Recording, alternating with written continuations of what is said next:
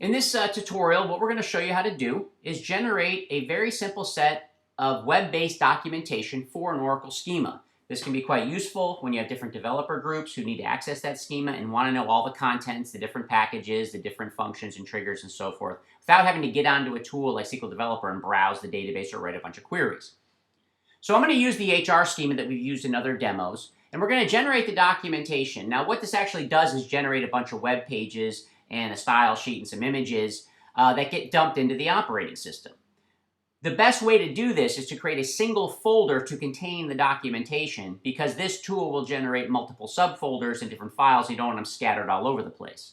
So what I've done is in Windows, I've created a little HR docs folder on my desktop here, and we'll use that folder to put all the documentation into. The way you start this process is find a database connection here in your Connections Manager. You can right-click. You can find the Generate DB Doc submenu option, and this will take you into the tool to help you control what you want to generate. Now, one thing this can actually do is take quite a bit of time depending on the schema you have. So what I like to be able to do is I want to watch the process happen.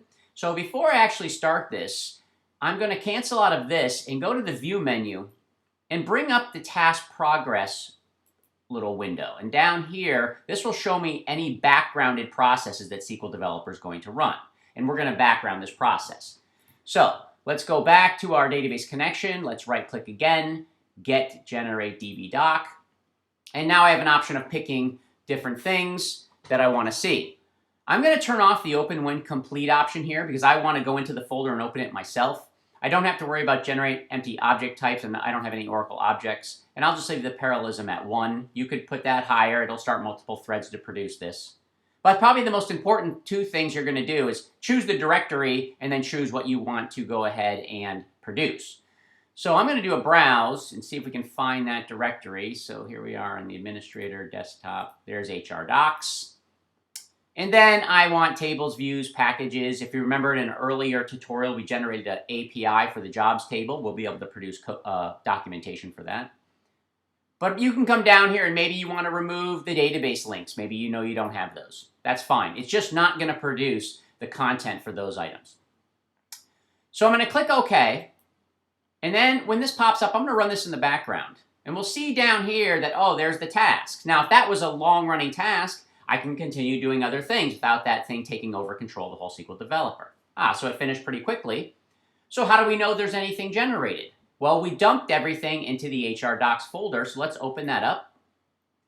And we see here a set of many folders. We see some web pages as well. We see a PNG image, and we see a couple JavaScript files, or one JavaScript and one cascading style sheet. So this contains everything I need to do to basically dump this onto a web server.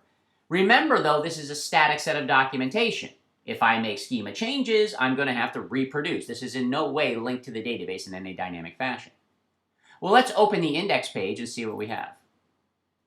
All right, so here is the index page. Now you'll see the layout is pretty simple. We've got a couple areas on the left, one to browse the objects in the HR schema. As I click an object over here, for instance, say tables, I can see the table listing. If I click views, I can see the view listing. If I click packages, I can see there's that package listing. And then on the right-hand side, it shows me the details. It's almost laid out like navigating SQL Developer itself. So let's go to a table. Let's go to the jobs table. And we can see, well, here's the columns on the jobs table, right? I can then pick up the constraints if I want to see those. With the sub-tab here, it tells me there's a check constraint, that job title is not null. I can pick up statistics on the tables, maybe the last time they were analyzed, and any other details, indexes on the tables, and so forth. So there's a primary key, so of course there's a primary key index. The nice part about this tool really, I think, is on the packages level. If you do have a package like we do, an API package for the jobs table, it will show you the method summary, meaning what's in here, what procedures are in here. So there's a delete, an insert, and an update. And then it gives you the signature, right? So people can look, well, how do I call that particular procedure? And it gives you the details. It doesn't give you a lot more than that. It kind of follows a Java doc look and feel if you actually want to know the truth.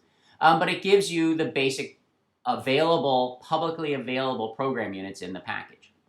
So this is very useful. I would probably take this information, and if we had a central documentation server, you could take this HR Docs folder and you could take it and move it out there. Of course, you could come into the cascading style sheet and you could open it and make edits. You don't like the way the format is, the font, you can make edits to that. Make anything you want to do. Any web-based editing tool that will help you change configuration will work on this documentation. So I hope you find this useful, and stay tuned for more installments on the SQL Developer Series.